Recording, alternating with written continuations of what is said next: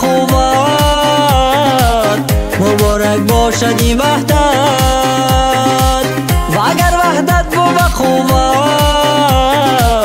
مبارک باشد این وحدت، مبارک باشد این وحدت، مبارک باشد این وحدت،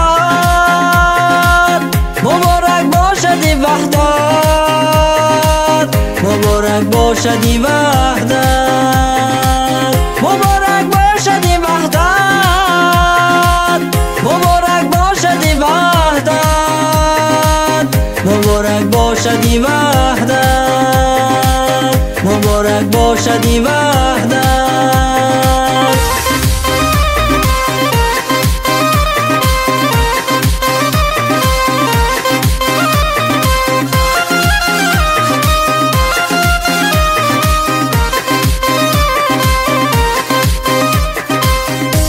فرزندی سانیم،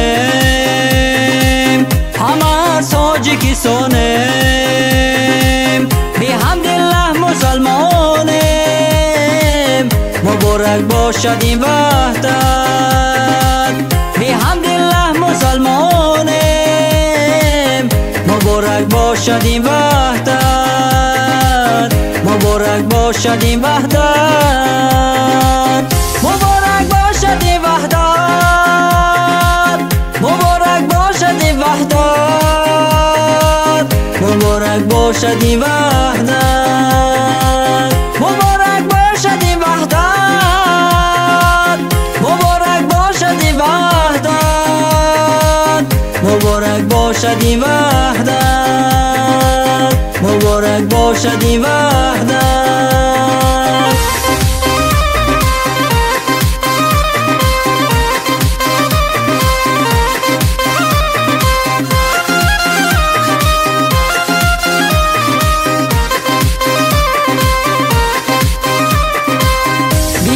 دستی هم گیریم، جوان هستیم یا پیریم، برای این وطن میریم، مبارک باشد این وحدت. برای این وطن میریم، مبارک باشد این وحدت، مبارک باشد این وحدت، مبارک باشد این وحدت،